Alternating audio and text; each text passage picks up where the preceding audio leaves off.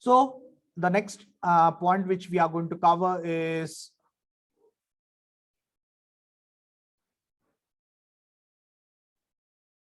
very interesting chapter.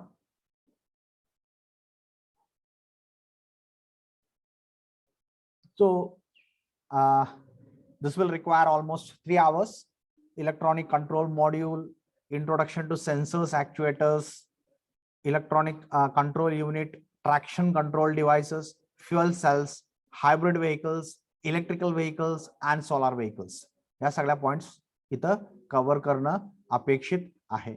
So let us see one by one.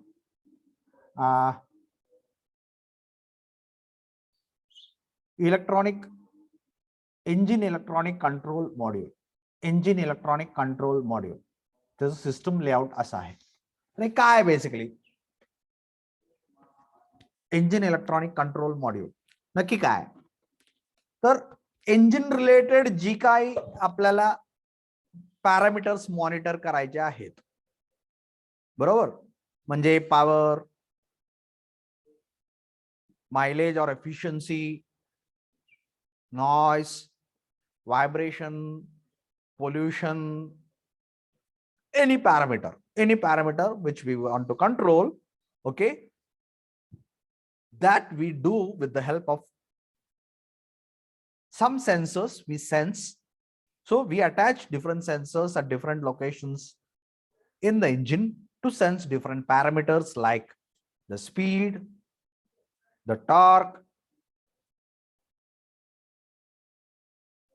the NOx sensor, the pollution related sensors like nitrogen oxide sensor, oxygen sensor. Okay, so many sensors we connect.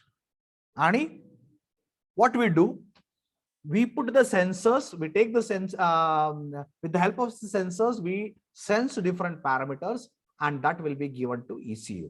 What is ECU? Electronic control unit. And we do have some another component what we call as actuators. Okay, actuators. So depending on the values of the different parameters sensed with the help of the sensors, ECU is having a program. म्हणजे त्या programme मध्ये काय असतं, हा पॅरामीटरची value एवढी असेल तर या गोष्टी झाल्या पाहिजेत, या पॅरामीटरची गोष्ट एवढी असेल तर हे झालं पाहिजे. म्हणजे उदाहरणार्थ ऍक्सेलेटर दाबलाय म्हणजे ड्रायव्हरला गाडीचं स्पीड वाढवायचं आहे. In that particular case, the accelerator position sensor will give the information to ECU.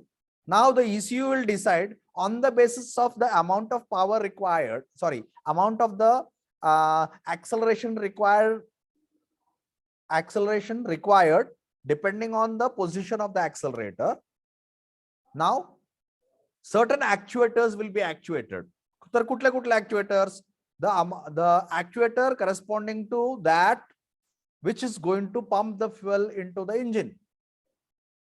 So that will be actuated to ensure that more fuel is going to be introduced into the engine, okay, so as to increase the power of the engine, increase the power of the engine, okay, so that the vehicle will go for acceleration. मग ह्याच्यामध्ये तीन महत्वाचे components येतात in this particular system.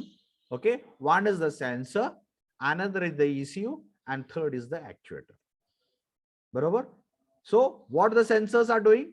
They detection of the engine operating modes or parameters. बरोबर? ते sense करतात, certain parameters sense करतात. What the electronic control unit does? Elaborates the signal values, म्हणजे basis on the values of the signals whatever it has received according to defined control strategies of algorithm. म्हणजे programme त्यात feed केलेला असतो, त्या प्रोग्रामच्या हिशोबाने ते प्रोग्राम काय करतं, हे व्हॅल्यू एवढी असेल तर हे झालं पाहिजे, हे व्हॅल्यू एवढी असेल तर हे झालं पाहिजे, हे व्हॅल्यू एवढी असेल तर हे झालं पाहिजे, असा तो अल्गोरिदम प्रोग्राम डिफाइंड असतो. मग त्याला जी काय व्हॅल्यूज मिळतात त्या बेसिस वरती डिसिजन घेतं. Okay, so accordingly it will decide, and that decisions will be conveyed to the actuators to do certain work. defined and actions to be delivered to the actuators. बरोबर. Actuators जी काही त्यांना instruction ECU कडून मिळालं त्या पद्धतीने ऍक्च्युएट करतात. So actuators which have the task to actuate the defined commands. मग yaw control असेल तर तो यॉ कंट्रोल करणार, जर फ्युएल वाढवायचे असेल तर फ्युएल वाढवणार, फ्युएल कमी करायचे असेल तर फ्युएल कमी करणार. बरोबर.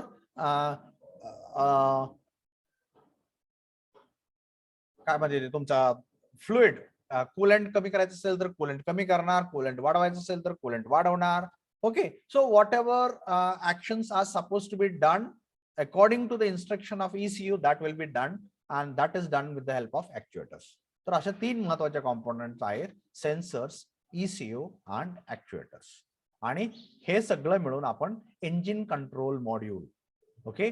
इथं आपण जे काय म्हणलं इंजिन इलेक्ट्रॉनिक कंट्रोल मॉड्यूल हे अशा प्रकारे वर्क होतं. तर so here the question can be asked, right a short note on engine electronic control module. तर ही जी आहे अशी फिगर काढायची आणि इथं सेन्सर्स वापरतात कशासाठी, ECUचं फंक्शन काय आणि ऍक्च्युएटर्सचं फंक्शन काय, आणि इथं एक बॉक्स काढून त्याच्या आतमध्ये इंजिन असं लिहून सोडायचं. So that will be your.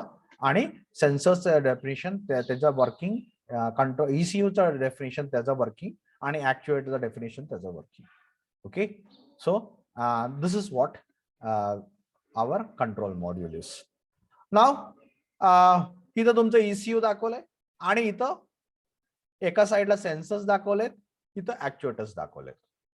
बरोबर.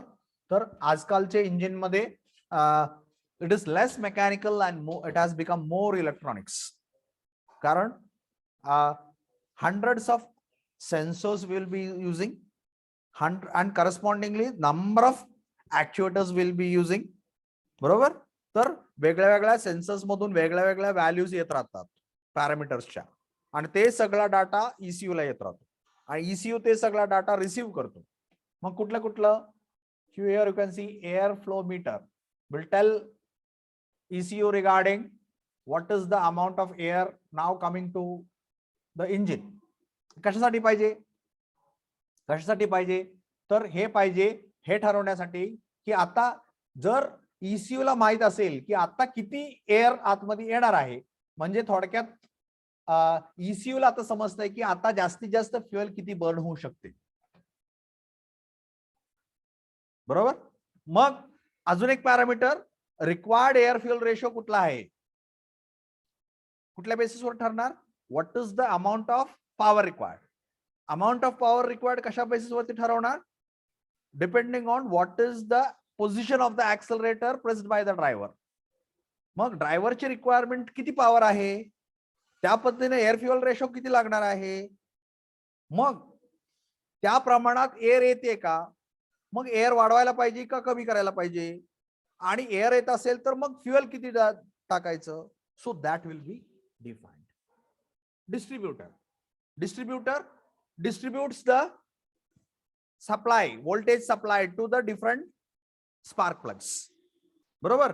मग त्याला ऍडव्हान्स करायचा आहे का रिटायर्ड करायचा आहे. बरोबर. So that will be decided.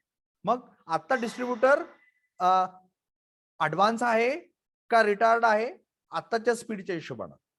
मग स्पीड वाढलं तर त्याला ऍडव्हान्स करायचं का रिटायर्ड करायचं. So that will B sensed by the sensors related to distributor. Then water temperature sensor. Water temperature sensor will sense the water, coolant water temperature. मग त्याच्यावरनं काय समजणार आहे, आता जर वॉटर टेम्परेचर जास्त असेल तर engine is running hot. Engine is running hot. If the water temperature is less, it means presently engine is running cooler. Correct? मग जर engine is running hot, then water flow has to increase. The flow rate of the water through the cooling system has to increase. So accordingly, action will be taken. Correct? If the cooling water temperature is below the required amount, what it means? It means that engine is running cooler. Barabar? The efficiency of the engine is going to be lesser in such cases. So corrective action has to be taken. Intake air temperature sensor. This will define in which region the air vehicle is running presently. बरोबर. जर वाळवंटात असेल तर कधी कधी temperature 50 डिग्रीच्या दरम्यान जातं, आणि तेच जर हिमाचल प्रदेशमध्ये असेल तर 0 डिग्री टेम्परेचर जातं. मग आता येणारी एअर आहे, ते एअरची टेम्परेचर काय आहे? 50 डिग्री आहे का 100 डिग्री आहे? 50 डिग्री असेल तर त्याचं व्हॉल्यूम किती असणार आहे? कारण आपण मेजर करताना ती व्हॉल्यूम मध्ये मेजर करतो. म्हणजेच काय, 50 डिग्री असेल आणि 1 लिटर आपण एअर घेतली तर त्याचं व्हॉल्यूम व्हॉल्यूम 1 लिटरच आहे, पण त्याचं वेट कमी असणार आहे, म्हणजे कमी एअर असणार आहे ते. आणि तीच जर 0 डिग्रीला आपण 1 लिटर एअर घेतली तर त्याचं वेट जास्त असणार आहे, म्हणजे जास्त एअर असणार आहे त्याच्यामध्ये, म्हणजे जास्त ऑक्सिजन मॉलिक्यूल असणार आहे. मग आता त्यात किती ऑक्सिजन मॉलिक्यूल्स आहेत हे ठरवण्यासाठी मला एअर टेम्परेचरची सुद्धा मदत घ्यावी लागते.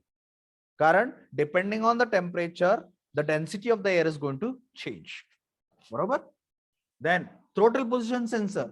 Throttle position sensor will decide how much air is going to or air fuel mixture is going to come into the engine. Correct. म्हणजे ते एअर फ्युएल मिक्सचर आपल्याला फ्लो वाढवायचा आहे का कमी करायचा आहे, आता किती आहे त्या बेसिस वरती आपल्याला ऍक्शन घेता येते की ती कमी करायचं आहे का वाढवायचं आहे. Then ignition switch. बरोबर. इग्निशन स्विच ऑन आहे ऑफ आहे. Vehicle speed sensor, it will tell what is the present running condition of the vehicle. 100च्या स्पीडनं चाललंय, 200 स्पीडनं चाललंय, बरोबर का.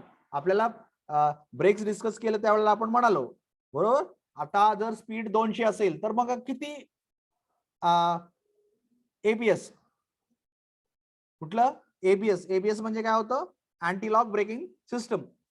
सो तिथं काय होतं, आपल्याला सेन्सर्स कडून सिग्नल आले ECU ला, काय म्हणून आता गाडी एवढ्या स्पीडनं चालणार आहे, मग आता आपल्याला ब्रेक मारायचा आहे.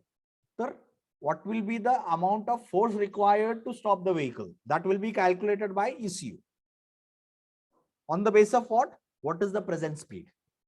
So the present speed will give you the value of the present inertia, and that much inertia has to be taken care, means that much amount of braking force will be required. मग ती जर speed जास्त असेल कमी असेल तर त्या हिशोबानं ब्रेकिंग फोर्स चेंज करावा लागणार आहे. Oxygen sensor. ऑक्सिजन सेन्सर काय सांगते तुम्हाला, what is the amount of oxygen coming out of the burnt gases coming out of the engine. So what it will tell, जर त्यात एअर ऑक्सिजन जास्त राहत असेल, it means oxygen is not utilized properly in the combustion chamber. Correct. If it is more, म्हणजेच काय, unnecessary तुम्ही ती air घेताय, त्याला कॉम्प्रेस करताय, त्याच्यावर वरती वर्क वगैरे करताय, and that work is going to be wasted because that air is not properly utilized. बरोबर. म्हणजे some action is required to ensure, corrective action is required. Then EGR, exhaust gas recirculation, आपण IC engine मध्ये शिकलो, controlling the nitrogen oxide emissions. Okay. So we will be required to take care what is the amount of oxygen, amount of gases which are going to be recirculated into the intake system. मग ती किती पाहिजे, तर ती कुठल्या बेसवर ठरवणार, nitrogen oxide sensor वरती. आता नायट्रोजन ऑक्साइड किती तयार होतंय, तर ती जास्त असेल तर आपण त्या पद्धतीने EGR सिस्टम ऍक्टिव्हेट करतो. मग EGR सिस्टम आपल्याला will decide how much amount of exhaust gases are going to be mixed in the intake system to dilute the mixture, and that dilution will help in controlling the nitrogen oxide emissions. NOx sensors, आताची engine परिस्थिती हिशोबानं combustion मध्ये knocking होतंय का नाही, होत असेल तर मग त्या करेक्टिव्ह ऍक्शन आपल्याला घ्यायला पाहिजे. Air condenser, compressor, relay. आता आपण बघितलं, एअर घेतो आपण वेगळ्या वेगळ्या सिस्टमसाठी, ब्रेकसाठी एअर लागते, एअर सस्पेन्शनसाठी एअर लागते, तिथं आपल्याला एअरचे रिलेटेड पॅरामीटर्स लागतात. Cruise control computer. Cruise control, what is cruise control? Cruise control म्हणजे आपण मला वाटतं ऑलरेडी डिस्कस केलंय की एक गाडी एखाद्या स्पीडनं चालली तर त्या कंटिन्युअसली त्या स्पीड मधून आपल्याला रन करायची. म्हणजे आता समजा गाडी हायवेला आहे, बरोबर, आणि भरपूर गाड्या आहेत, पुढे गाडी आहे, मागे गाडी आहे, वगैरे वगैरे आहे, आणि एखाद्या लेनवरनं मी चाललोय. तर समजा आता मला पुढची गाडी 50 आहे, तर माझी पण गाडी 50च्या स्पीडनं त्याच्या मागे जाऊ द्यायची आहे. मला एक सेफ डिस्टन्स ठेवून मला आता 50च्या गाडीनं 50च्या स्पीडनं मला गाडी चालवायची. तर मग मी काय करणार, क्रूज कंट्रोल मोड मध्ये गाडी टाकणार. म्हणजे काय, आता काय होणार, so once I enter the vehicle into cruise control mode, now even if I lift my leg from the accelerator, the vehicle will continue to run at a 50 speed unless I apply the brake or accelerator. म्हणजे जोपर्यंत आता मी break मारत नाही किंवा ऍक्सेलरेटर press करत नाही, तोपर्यंत vehicle will continue to run at a speed of 50 kilometers per hour continuously. हे कशासाठी, हंड्रेड्स ऑफ किलोमीटर ज्या वेळेला हायवेवरून गाड्यांना प्रवास करायचा असतो, त्यावेळेला कंटिन्युअसली ड्रायव्हरला ऍक्सेलरेटर दाबून ठेवावा लागतो तेवढा वेळ, आणि त्याच्यामुळे ड्रायव्हरच्या पायामध्ये स्ट्रेस येतो कंटिन्युअस दाबायचं, because he is going to run the vehicle for hours together, बरोबर. मग त्यावेळेला अननेसेसरी आपण का बाबा ड्रायव्हरला तेवढ्या वेळ आपण दाबून ठेवायला लावायचं. मग असं काही परिस्थिती करू शकत नाही की बाबा एकदा का त्यानं स्पीड ठरवलं मला 50च्या स्पीडनं जायचंय, तर ती कंटिन्युअसली 50च्या स्पीडनं जाऊ शकेल. So that is what you call by cruise control system. Okay, तर क्रूज मध्ये काय केलं जातं की त्या ज्या स्पीड मध्ये गाडी आहे आणि त्या स्पीड मध्ये तुम्ही क्रूज कंट्रोल मोड मध्ये गेला, at that particular speed the vehicle will continue to run until the driver presses the accelerator further or brake. बरोबर, म्हणजे गाडी क्रूज कंट्रोल मध्ये टाकली, क्रूज मोड मध्ये टाकली, आणि मग then the driver is can lift his leg from the accelerator. आता त्याला ऍक्सेलरेटर दाबून ठेवायची गरज नाही, गाडी त्या सेम स्पीड मध्ये रन होत राहील. कधीपर्यंत, जोपर्यंत ड्रायव्हर परत ब्रेक मारत नाही किंवा ऍक्सेलरेटरवर अजून पाय देत नाही, बरोबर. Then we have overdrive main switch. Overdrive system असते. ओव्हरड्राईव्ह आपण ऍक्च्युली गिअर बॉक्सच्या रिलेटेड आपल्याला ते सिस्टम आहे. ओव्हरड्राईव्ह सिस्टम मध्ये हल्ली बघा तुम्ही एसटी मध्ये बघितला तर तिथं तुम्हाला ओव्हरड्राईव्ह दिसतील. म्हणजे कन्सेप्ट काय आहे की इनपुट स्पीड पेक्षा, गिअरबॉक्सच्या इनपुट स्पीड पेक्षा आउटपुट स्पीड सेम असेल तर आपण त्याला डायरेक्ट ड्राईव्ह म्हणतो, आणि त्याला आपण टॉप गिअर म्हणतो. म्हणजे चौथा पाचवा कुठला असेल तर टॉप गिअर म्हणतो. पण टॉप गिअर पेक्षा आपल्याला जास्त स्पीडनं रन करायचं आहे. मग आपण काय करणार, आउटपुट शाफ्टला जो गिअर आहे त्या गिअरला अजून छोटा गिअर जोडणार. And we know that when bigger gear is connected to smaller gear, the smaller gear will run at a faster speed. किंवा एपिसायक्लिक गिअर ट्रेन वापरणार तिथं, आणि will try to increase the speed.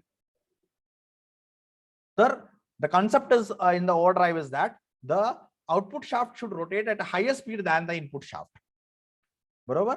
आणि इनपुट कुठून येते, engine कडून येते. Engine कडून येणाऱ्या इनपुट पेक्षा output shaft should run at a higher speed. Okay, so that is what you have in a overdrive. मग तिथं बघा 5वा 6वा 7वा गिअर आपल्याला एसटी मध्ये बऱ्याच वेळेला दिसतो, बरोबर. डबल टॉप वगैरे असं त्याला नाव वेगळे वेगळे दिले जातात, बरोबर. तर ते बेसिकली काय असतं, तर what ever the output is coming from the gearbox मधून जी काही येते त्याला परत आणखी अँप्लिफाय केलं जातं, वाढवलं जातं स्पीडला. Obviously when the speed increases the torque is going to decrease. मग आपल्याला समजा गाडी हायवेवर आहे, तर हाय त्या कंडिशन मध्ये इंजिन रन करून, हाय त्या कंडिशन मध्ये गिअर बॉक्स रन करून मला जर जास्त स्पीडनं गाडी चालू शकत असेल तर काय हरकत आहे. मग तुम्ही म्हणाल की मग टॉर्कचं काय, तर टॉर्कचं कसं असतं माहिती आहे का, when the vehicle is moving on a highway, preferably what is the requirement? The requirement is that the wheel should get sufficient torque to keep the vehicle in a moving condition. तेवढंच torque त्याला पाहिजे. And we have the inertia helping us. कसं inertia help करते? Inertia is that tendency to keep a moving body in a moving condition or stationary body in a stationary condition. So when the inertia is going to help us because आता समजा गाडी 100च्या स्पीडने जाते, so the inertia will try to keep the vehicle in a speed of 100. ते त्याच्यापेक्षा कमी होऊ देणार नाही. मग आपल्याला काय करायचंय, जेवढे काय फ्रिक्शनल लॉसेस होत आहेत, जे काय लॉसेस होत आहेत तेवढं फक्त भरून काढायचंय. आणि तेवढं जर भरून काढलं की the vehicle will continue to move, run with the speed of the same speed due to inertia. So since inertia is in helping mode, the amount of torque required is very less when the vehicle is moving on highway at a constant speed. We want speed, but the requirement of the torque is very less. म्हणून आपण काय केलं, overdrive मध्ये गाडी टाकली. Overdrive मध्ये आपल्याला माहिती आहे स्पीड जास्त मिळतंय पण टॉर्क कमी आहे, परंतु आपल्याला टॉर्कची आता गरजच नाहीये, कारण आपल्याला फक्त टॉर्क कशाचा भरून काढायचा आहे, जेवढे काय लॉस, टॉर्कचा लॉस होतोय फ्रिक्शन मध्ये वगैरे वगैरे सिस्टम मध्ये, ट्रान्समिशन सिस्टम मध्ये, तेवढा फक्त भरून काढायचा आहे. So the vehicle will continue to run on its own due to inertia. जसं स्पेस मध्ये केलं जातं, स्पेस क्राफ्ट मध्ये कसं केलं जातं, एकदा का आपल्या पृथ्वीच्या कक्षेच्या बाहेर गेलं की त्याला एक मोशन दिली की त्या continuously that speed, with that particular speed it will continue to move forward, कारण फ्रिक्शन नाहीये, रेजिस्टन्स नाहीये. तसं इथं जी काय रेजिस्टन्स आहे तेवढा पुरतं, ती ओव्हरकम करण्यापुरतच एनर्जी त्याला द्यायची, बाकी इनर्शियामुळे ती पुढे जात राहते. ओके, तर तशा केसमध्ये आपण ओव्हरड्राईव्ह वापरतो. So that is your overdrive. मग ते ओव्हरड्राईव्ह सध्या किती स्पीड आहे वगैरे वगैरे या गोष्टी इथं ओव्हरड्राईव्ह रिलेटेड सेन्सर्स असतात. देन शिफ्ट पोझिशन स्विच, वेगळ्या वेगळ्या मोडचे शिफ्टिंग करतो. Mode selection switch, stop light switch, तर ह्या सगळ्या सेन्सर्स असतात. हे सगळे असे वेगळे वेगळे सेन्सर्स आहेत. इथं बघा, प्रत्येक गोष्टीसाठी आपल्याला वेगळे वेगळे वेगळे वेगळे सेन्सर्स आहेत आणि ह्या सगळे सेन्स केल्यानंतर that data comes to ECU, electronic control unit. बरोबर, ECU मध्ये येतोय. आता ही ECU मध्ये आलेला डाटा पुढे कसं झाला, पुढं आपण ऍक्च्युएटर्सला देतोय. सेन्सर्स कडून आलेला डाटा ऍक्च्युएटर्सला देतो. ऍक्च्युएटर्स आता काय काय करतायत, तर ऍक्च्युएटर्स रिलेटेड टू हिअर इलेक्ट्रॉनिक काहीतरी EPS काहीतरी, कशा मला लक्षात नाही एक्झॅक्टली, मला हे समजेना. Number 1, number 4 injectors. Okay, this is related to fuel system. बरोबर, तर इंजेक्शन किती करायचंय, पॉवर किती वाढवायचे आहे, कमी करायचे आहे, number 1 injector, number 2 injector, number 3 injector, जे काय इंजेक्टर असतील 5 आहेत 6 आहेत वगैरे, जे इंजेक्टर्स आहेत त्याला फ्युएल किती सप्लाय करायचं आहे. That is going to be cold start. Cold start injector, cold starting साठी एक सेपरेट सिस्टम असते. Okay, that system can be actuated. Ignition system, बरोबर, त्याला ऍडव्हान्स करायचा आहे, रिटायर्ड करायचा आहे. इग्निशन कॉइल, त्या सप्लाय किती येतोय त्याला मॅनेज करायचं आहे. डिस्ट्रीब्युटर, ऍडव्हान्स किंवा ऍडव्हान्स करायचा आहे, रिटायर्ड करायचा आहे. स्पार्क प्लगचं व्होल्टेज किती आहे त्या पद्धतीनं त्याचं फंक्शनिंग कंट्रोल करायचं आहे. कंट्रोल वॉल्व, वेगवेगळे कंट्रोल्स आहेत, ते कंट्रोल वॉल्व ओपन करायचे आहेत, बंद करायचे आहेत, कमी करायचे आहेत, जास्त करायचं आहे. ओके, EGR, एक्झॉस्ट गॅस रिसर्क्युलेशनचं जी करणार आहे त्याचं प्रमाण कमी करायचं आहे, जास्त करायचं आहे. जास्त केलं तर मिक्सचर जास्त डायल्यूट होईल, कमी केलं तर रिच होईल. फ्युएल पंप स्पीड आपल्याला ते कंट्रोल करायचं आहे as per our requirement. Then oxygen आपल्याला वाढवायचा आहे, कमी करायचा आहे. Okay, so like this we have different actuators. म्हणजे या सगळा डाटा आपल्याला मिळत राहतो आणि यातला रिक्वायर्ड डाटा घेऊन ECU काय करतंय की एखादी ऍक्शन आता कुठली घेणं गरजेचं आहे ते ठरवतं आणि त्या पद्धतीने ऍक्शन घेतं. So this is how the sensors and actuators are working. बरोबर, आणि हे सगळं इंजिन रिलेटेड होतं आतापर्यंत जे डिस्कस केलं ते. नाव मुव्हिंग अहेड, हे इंजिन कंट्रोल मॉड्यूल असं तुम्हाला गाडीमध्ये दिसेल, असा दिसेल. बरोबर, आणि ह्यात नंबर ऑफ तुम्हाला इथं इनपुट आणि आउटपुट केबल्स दिसतील, ज्याच्यामधून वेगळ्या वेगळ्या सेन्सर्स मधून सिग्नल्स जात आहेत आणि ऍक्च्युएटर्सला पण सिग्नल्स जात आहेत. असं तुम्हाला ऍक्च्युअल दिसताना हे असा दिसतो. ओके, त्यात मायक्रोप्रोसेसर वापरलेले असतात बरोबर. ECUचा तुम्हाला जे मदरबोर्ड असतो तो असा काहीतरी तुम्हाला आतमध्ये दिसतो. हे बाहेरनं दिसताना तुम्हाला हे असं दिसतंय, आतमध्ये हे असं काहीतरी असतं. बरोबर. त्यात मग मायक्रो प्रोसेसर आहे, परत फॅन आहे, टेम्परेचर कंट्रोल सिस्टम आहे वगैरे, पॉवर सिस्टम आहे, वेगळ्या वेगळ्या आतमध्ये हा दिसतंय electronic part. Microprocessors used in automobile to ensure the complete combustion, म्हणजे वेगळ्या कुठल्या कुठल्या ऍक्टिव्हिटीसाठी. तर आपल्याला कंबशन कंप्लीट करायचं आहे, पॉवर वाढवायची आहे, मॅक्झिमाइज एमिशन कमी करायचं आहे, बरोबर, व्हायब्रेशन कमी करायचे आहे, टेम्परेचर कमी करायचं आहे, इंजिनची लाईफ वाढवायची आहे, सेफ्टी वाढवायचा आहे, कम्फर्ट वाढवायचा आहे, रिलायबिलिटी वाढवायची आहे. Okay. So for all this particular purpose we will be using microprocessor, that is electronics in case of engines, vehicles. आता इंजिन रिलेटेड आपण थोडंसं डिस्कस केलं. आता ऑटोमोबाईल रिलेटेड ओव्हरऑल आपण जी काही मायक्रोप्रोसेसर यूज करणार आहे त्याच्याबद्दल आपण इथं बोलतोय. तर this related to injector. Injector related आपल्याला वापरावं लागतात. थ्रोटल म्हणजे एअर कंट्रोल. इथं फ्युएल कंट्रोल होतं, इथं एअर कंट्रोल आहे. हे fuel control, fuel pump control आहे. कॅमशाफ्टचं कंट्रोल आहे.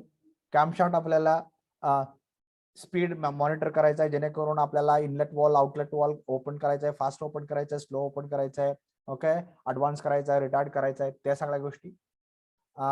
फ्युएल प्रेशर वाढवलं, कमी वेळेत जास्त फ्युएल इंजेक्ट होईल. फ्युएल प्रेशर कमी केलं तर इंजेक्शन ड्रॉपलेटची क्वालिटी चेंज होईल आणि quantity of fuel being injected also get change. EGR, heating system, intake manifold control, ignition control, असे वेगळे वेगळे कंट्रोल्स आपल्याला ऑटोमोबाईल रिलेटेड आहेत. तर इथं पण तेच परत दाखवलंय, फक्त लिहून दाखवलंय. बेल्टचं प्रेशर, गिअरचं स्पीड, व्हेकलचं स्पीड, स्टिअरिंग अँगल किती आहे, गिअर पोझिशन किती आहे, टेम्परेचर किती आहे, ऍक्सलरेटरचं पोझिशन सेन्सर आहे, इग्निशनचं, असे वेगळ्या वेगळ्या आपण इनपुट डाटा घेतो.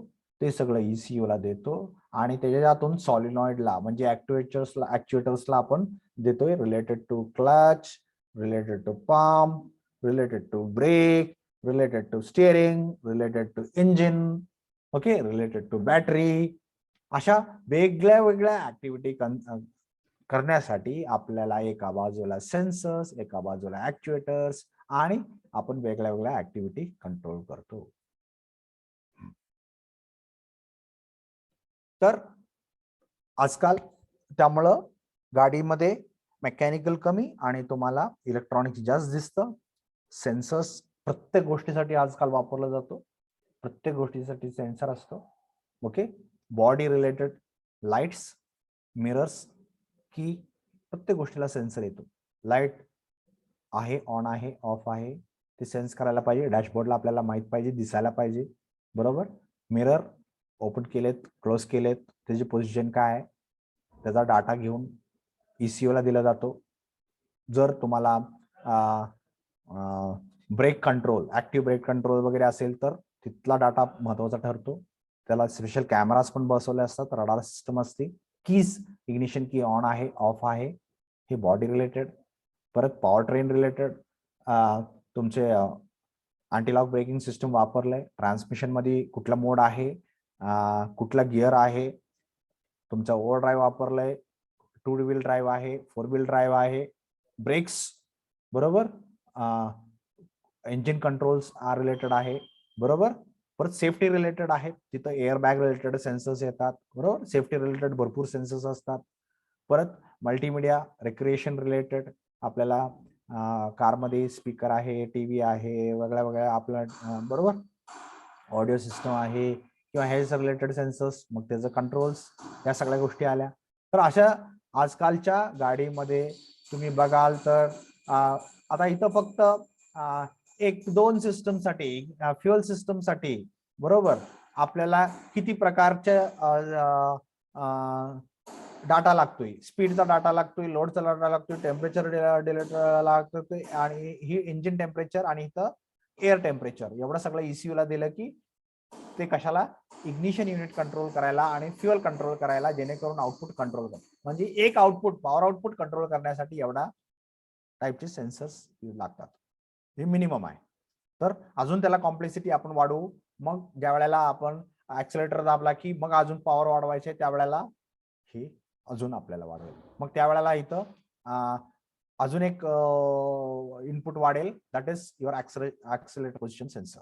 मग आता किती पॉवर मेजर करायचा आहे त्याचा एक सेन्सर वाढेल. अशा प्रकारे सेन्सर्सचं इनपुट वाढत वाढत जाते, कॉम्प्लिकेशन होत जाते, depending on how you have programmed your ECU. ECU मध्ये तुम्ही काय प्रोग्राम केलाय त्या बेसिसवरती ठरतं की किती नंबर ऑफ सेन्सर्सचा डाटा त्याला लागणार आहे. बरोबर? Depending on how it is program, what parameters you are going to control and which type of data you require to ensure the correctness of the data which you are going to control. Okay. Ignition control साठी एवढ्या प्रकारचे sensors लागतात. Okay. Alarm system safety बॉडीमध्ये वापरलं त्यात बघा door switches, bonnet switches, movement switches, tumbler switches, control switch, key switch, ignition switch, crank switch, एवढं सगळं सिग्नल्स लागतात फक्त कशाला? अलार्म सिस्टम साठी. आणि एवढे सगळे तुम्हाला ऍक्च्युएटर्स आहेत, सायरन आहे, डोर लॉकिंग साठी जर आपल्याला कोईंग कोईंग कोई आवाज येत त्यासाठी सिस्टम आहेत, विंडोज साठी आहे, क्लोजिंग ओपनिंग साठी आहेत, हजार्ड लाईट्स आहेत त्यासाठी तुम्हाला ऍक्च्युएटर्स लागतात, इग्निशन सिस्टम त्यासाठी यायला लागतं, म्हणजे इमर्जन्सी केसमध्ये इग्निशन बंद करून टाकतो त्यासाठी एक लागतं. ओके. असे वेगळे वेगळे ऍक्च्युएटर्स लागतात. तर आता तुम्हाला इथं दिसेल एक फक्त कॉम्प्लेक्स अलार्म सिस्टम साठी तुम्हाला एवढ्या नंबर ऑफ सेन्सर्स आणि एवढे नंबर ऑफ ऍक्च्युएटर्स तुम्हाला आता लागणार आहेत. तर आजकालच्या गाडीमध्ये तुम्ही जर बघाल तर it will be n number of sensors located through out the vehicle. बरोबर? कारण यावर कंट्रोल करायचा आहे गाडी कशी मूव्ह होते, अशी मूव्ह होते, अशी मूव्ह होते. मग हितला सेन्सर आणि हितला सेन्सरचा हाईट सेन्सर ते हाईट करणार, हे चेंज होते का? हा, म्हणजे गाडी पुढे गेले, पुढच्या बाजूने मागे गेले, मागच्या बाजूने पुढे गेले, जे काय असेल तो. परत साईड टू साईड हे 2 सेन्सर्स आहेत. हे ज्यावेळेला कम्पेअर करू त्यावेळेला ECU ला समजतंय की या बाजूने गाडी खाली गेले, वरती गेले, वगैरे वगैरे. ओके. कॅमेरास, मग पुढे ऑब्स्टेकल आहे, स्पीड कमी करायचा आहे, वाढवायचा आहे, fuel sensor. Okay. You can see safety related airbags, so many things. Okay. Tyre प्रेशरच्या हिशोबानं फ्रिक्शन चेंज होणार आहे. एखाद्या चाकामध्ये कमी प्रेशर असेल तर फ्रिक्शन वाढणार आहे. बरोबर? मग ते इन्फॉर्मेशन ड्रायव्हरला दिलं पाहिजे. कारण काय? कारण एका बाजूला फ्रिक्शन वाढलं की गाडी त्या बाजूला ओढली जाते. मग जोपर्यंत ड्रायव्हर त्या चाकामध्ये हवा भरत नाही तोपर्यंत ते नॉर्मल होत नाही. प्लस मध्ये फ्रिक्शन वाढलं, विअर वाढलं, तसंच कंटिन्युअसली रन करत राहिलं तर त्या टायरचं विअर जास्त होत राहणार. So such things happen. आणि हे कॉन्सेप्ट व्हील आहे. हे कॉन्सेप्ट व्हील म्हणजे ही फ्लेक्झिबल व्हील आहे, जेणेकरून इथं समजा अडथळा आला तर ती जिथं अडथळा येईल तेवढीच बाजू डिफ्लेक्ट होते. कोणी याने मॅककलो नावाचा सायंटिस्टनं ते कॉन्सेप्ट डेव्हलप केलाय. आणि Delco group of engineers related to General Motors and Fords, they are using nowadays trying to come up with this. म्हणजे इथं काय की जिथं तुमचं चाक रिफ्लेक्ट होणार आहे तीच रिजन फक्त तीच पोर्शन फक्त आतमध्ये जाणार, परंतु शॉक येणार नाही. म्हणजे shock will be taken care in the wheel itself, tyre itself. वेगवेगळ्या सेन्सर्सची यादी दिले. Crank position sensor, engine coolant sensor, holiday effect sensor, map sensor, mass flow sensor, oxygen sensor, parking sensor, speed sensor, throttle position sensor, tyre pressure sensor, torque sensor, transmission fluid temperature sensor, turbine speed sensor, variable relaxation sensor, vehicle speed sensor, water sensor, wheel speed sensor. ही यादी वाढत वाढत वाढत hundreds and thousands कडे चाललेली आहे. Okay. एवढे numbers of sensors आजकाल गाडीमध्ये वापरले जातात आणि म्हणून गाडी जास्त जास्त मोर कम्फर्टेबल, मोर सेफर होत चालले. आता इथं major areas of application of automotive sensor सेन्सरचं ऍप्लिकेशन बेसिसवरती आपण वेगळ्या वेगळ्या एरिया ठरवलेल्या आहेत. तर कुठं power train related sensors, chassis related sensors आणि बॉडी रिलेटेड सेन्सर्स. मग पॉवर ट्रेन मध्ये काय काय इंजिन, ट्रान्समिशन वगैरे वगैरे येतं. चॅसिस मध्ये काय स्टिअरिंग, सस्पेन्शन, ब्रेक, स्टॅबिलिटी वगैरे येतं. बॉडी मध्ये काय ऑक्युपेंट सेफ्टी म्हणजे एअरबॅग वगैरे, कम्फर्ट, कन्व्हिनियन्स, ओके, इन्फॉर्मेशन, या सगळ्या गोष्टी येतात. तर असे आपण त्याला कॅटेगराईज केलंय, कारण एवढ्या नंबर ऑफ सेन्सर्स झालेत की आपल्याला आता त्याच्याबरोबर त्याला कॅटेगराईज करायची वेळ आलेली आहे. सो ऑफ ऑटोमॅटिक क्लच ऑपरेशनसाठी एवढ्या प्रकारचे सेन्सर्स लागतात आणि ऍक्च्युएटर्स लागतात फक्त क्लच कंट्रोलसाठी. ओके, वेगळे वेगळे पॅरामीटर इथं थोडस फिगर वाईज दाखवलंय. गिअर शिफ्टिंग साठी, बरोबर, फ्युअल सिस्टम साठी इथं हे फ्युअल पंप आहे, बरोबर, हे इनटेक मॅनिफोल्ड आहे, हे स्पार्क प्लग्स आहे, परत हे हीटर्स आहेत, हे इनटेक मॅनिफोल्ड रिलेटेड आहे, कूलिंग पंप सिस्टम साठी रिलेटेड पंप आहे, याचं पोझिशन्स आहेत, परत ऑक्सिजन सेन्सर्स पोल्युशन रिलेटेड आहे, फ्युअल फिल्टर रिलेटेड आहे, फ्युअल रिलेटेड काही. तर अशा वेगळ्या वेगळ्या प्रत्येक गोष्टीसाठी आजकाल डाटा सेन्सर्स मधून घेतला जातोय आणि ECU ला दिला जातोय, बरोबर. पॉवर ट्रेन रिलेटेड सेन्सर्स, आता आपण म्हणलो पॉवर ट्रेन असे वेगळे वेगळे कॅटेगरी केलेत. तर बघा, cylinder related, manifold related, supercharging related, knock related, air intake related, torque related, air fuel ratio related, nitrogen oxide related, EGR related, crankshaft related, camshaft related, total position and pedal sensor related, fuel injection related. एवढे त्यात सब category झाल्या. मग cylinder related pressure आणि हे manifold related pressure आणि temperature, बरोबर. Knock related vibration control आणि gas, air intake related mass flow centre, volume flow sensor, flow reversal sensor, असे वेगळे वेगळे. इंजिन टॉर्क रिलेटेड हे 3 असे परत सब कॅटेगरी झाल्या. एअर फ्युअल रेशो रिलेटेड एवढे परत सेन्सर्स आले, बरोबर. म्हणजे पॉवर ट्रेन रिलेटेड एवढं पॅरामीटर्स आले आणि ह्या प्रत्येक पॅरामीटर्स साठी परत नंबर ऑफ सेन्सर्स वापरले गेले. बघा, हे सगळे तेच आहेत. ओके, हे काय मागच्या ह्याच्यावरूनच कंटिन्यू केलंय. Engine misfiring related, catalytic converter related, engine oil related, cooling system related, fuel tank related, हे एवढे पॅरामीटर्स कंट्रोल आपल्याला मेजर करावे लागतात आणि त्यासाठी सेन्सर्स वापरावे लागते. ट्रान्समिशन रिलेटेड, आता होतं ते पॉवर ट्रेन रिलेटेड होतं, आता ट्रान्समिशन रिलेटेड आहे. Transmission system related automatic control असेल, व्हेरिएबल ड्राईव्ह असेल,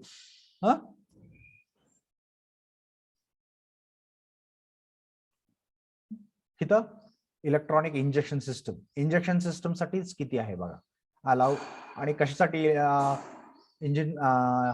तर मला वाटतंय मला मोरेने विचारलं होतं की fuel injection system, modern fuel injection system आपण थोडस डिस्कस करूया.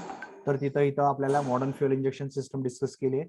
Allow price and fast control of fuel injected, precise म्हणजे योग्य वेळेला, योग्य प्रमाणात, योग्य त्या प्रेशरनं, योग्य ते काय म्हणते त्याला ड्रॉपलेट साईजनं आपल्याला फ्युअल इंजेक्ट करता आले पाहिजे, तर कंबशन व्यवस्थित होणार. So by controlling on time period म्हणजे कुठल्या टाइमला इंजेक्शन करायचं आहे, बरोबर, किती क्वांटिटी इंजेक्शन करायचं आहे, किती प्रेशर इंजेक्शन करायचं आहे, तर त्यासाठी आपल्याला सॉलिनॉइड म्हणजे ऍक्च्युएटर्स लागतात. ओके, आणि ड्रायव्हिंग सिस्टम लागते, प्लंजर वगैरे वगैरे आपण ह्याच्या आतमध्ये वापरतो.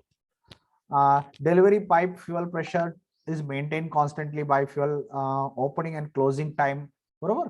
तर ते वॉल ओपनिंग किती करायचं, वॉल ओपनिंगचं टायमिंग किती, क्लोजिंग किती शार्प ओपनिंग करायला पाहिजे, म्हणजे किती फास्ट ओपनिंग करायला पाहिजे, किती फास्ट क्लोजिंग करायला पाहिजे. म्हणजे फास्ट क्लोजिंग म्हणजे काय, असं क्लोज झालं, आणि स्लो क्लोजिंग म्हणजे काय, असं क्लोज झालं. तर ह्याच्या कशावरती आपल्याला ड्रिबलिंग आपण शिकलो होतो बघा, ड्रिबलिंग होतं. जर स्लो क्लोजिंग केलं किंवा स्लो ओपनिंग केलं तर ड्रिबलिंग होतं. मग ड्रिबलिंग अवॉइड करायचं आपल्याला क्लोजिंग फास्ट आणि ओपनिंग फास्ट करावं लागतं. तर आपल्याला इथं आणि time of injection, RPM of injection, okay, किती वेळ इंजेक्शन करायचं आहे. So we will be controlling so many parameter related to injection. आणि आजकाल ह्याच्यासाठी जी मोस्ट आपल्याला जास्त प्रमाणात आपण वापरलं जातं ते म्हणजे सिस्टम आहे. त्याच्यामध्ये आपण कसं केलं जातं, एक common rail direct injection CRDI system generally वापरली जाते. CRDI common rail direct injection हे आजकाल जास्त प्रचलित होत चालले. CRDI इथं काय केलं जातं, ही एक कॉमन रेल आहे. कॉमन रेल म्हणजे एक कॉमन कंपार्टमेंट म्हणूया. इथं continuously fuel at a certain pressure maintain केलं जातं. म्हणजे पंप मधून कंटिन्युअसली पंप करून इथं एक ठराविक प्रेशरनं ऑइल कंटिन्युअसली मेंटेन केलं जातं आणि इथून इथं नोझलला स्प्रेइंग करण्यासाठी दिलं जातं. मग ज्या वेळेला इथलं वॉल ओपन होईल त्यावेळेला त्या ठराविक प्रेशरनं ऑइल स्प्रे होणार. मग आपण काय कंट्रोल करणार, ही जी वॉल आहे ती कंट्रोल करणार. इथं प्रेशर तर कंटिन्युअस अवेलेबल आहे, fuel continuously with that particular pressure available आहे. मग आपल्याला काय करायचं आहे, हा वॉल आहे तो किती वेळ ओपन करायचा आहे, बरोबर, किती शार्प ओपन करायचा आहे, किती क्लोज ओपन करायचा आहे, एवढा पॅरामीटर आपल्याला कंट्रोल करावं लागतं, बरोबर. आणि या सिस्टमला आपण common rail type of system असं म्हणतो. तर this is one of the recent most advanced type of fuel injection system. Obviously आपल्याला MPFI आहे, multi point fuel injection system पण आजकाल वापरले जाते. त्याच्यामध्ये आपण काय करतो, वेगळ्या वेगळ्या लोकेशनला, म्हणजे आपण मॅनिफोल्ड मध्ये इंजेक्ट करायचं का, म्हणजे आता तुमची हे झाले मॅनिफोल्ड, 1 मिनिट,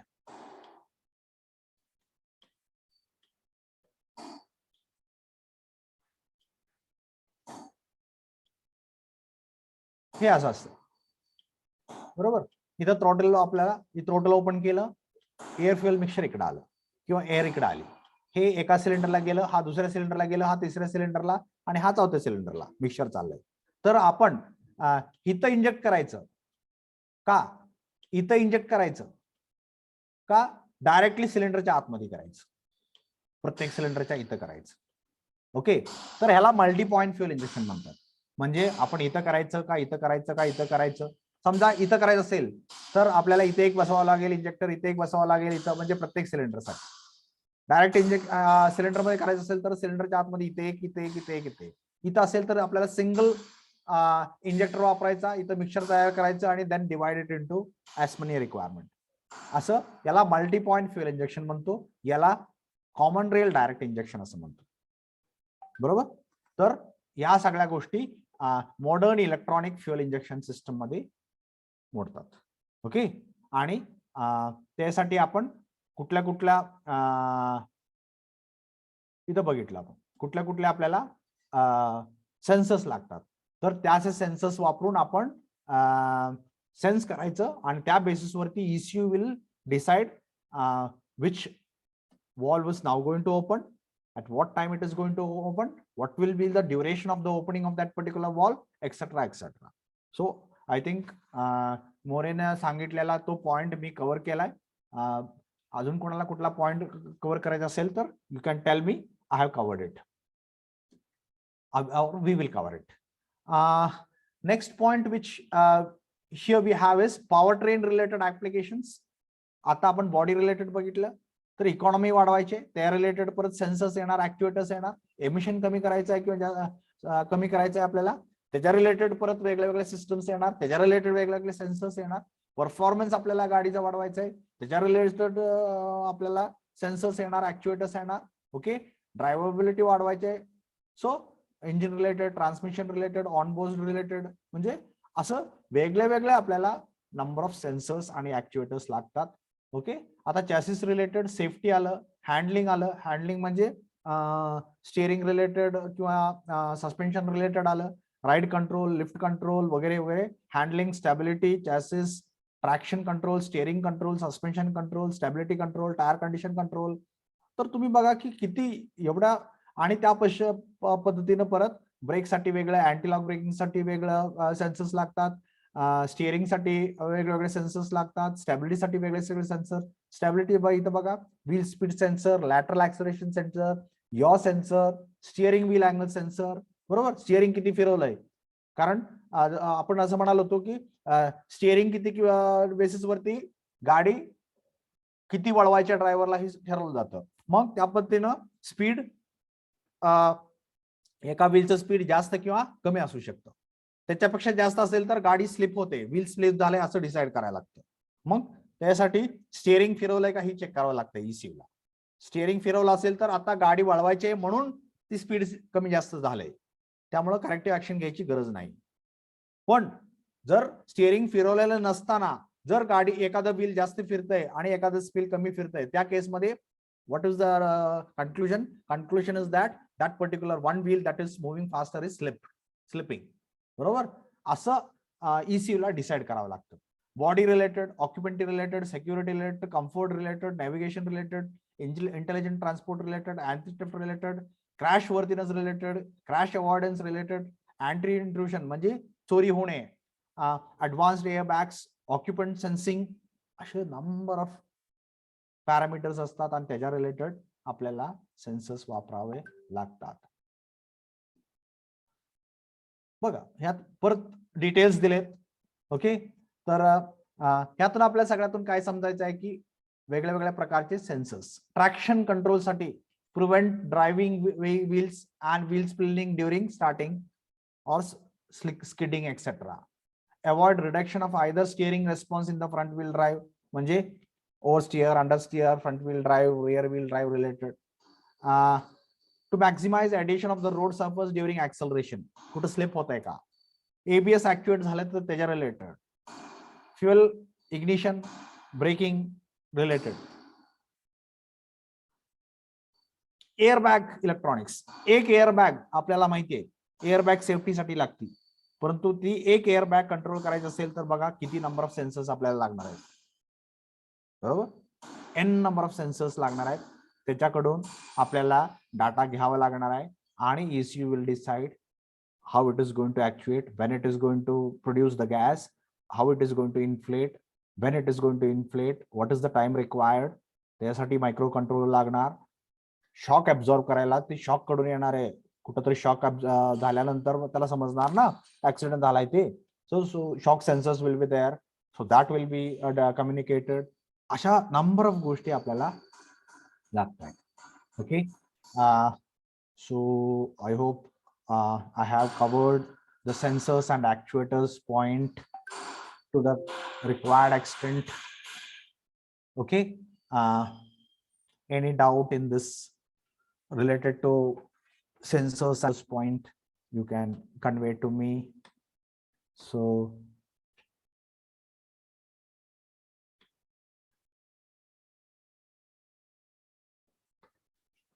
एवढ्या पॉइंट्स आपण कव्हर केल्या.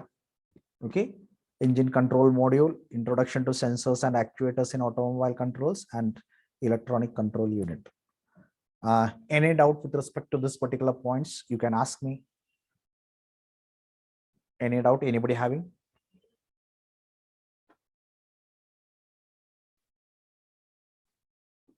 Continuously 1 तास 40 मिनिटं झाली. I think we can stop over here. Any doubt, anybody having? You can ask your doubt, or else you can mark your attendance and you may leave. If you have marked once, no need to mark twice. Those who are not marked your attendance, you can mark. Others can ask their doubts if you have.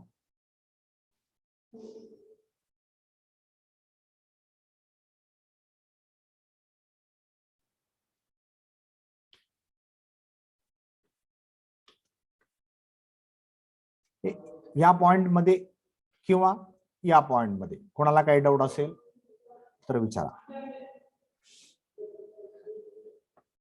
Anybody having any doubt, please ask.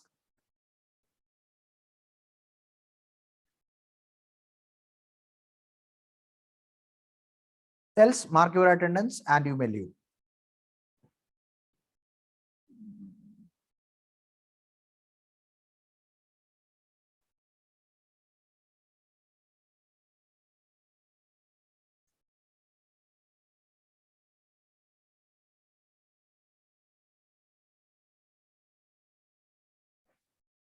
Okay, since nobody is asking the doubts, I presume that everybody has understood everything, whatever has been discussed in this particular lecture.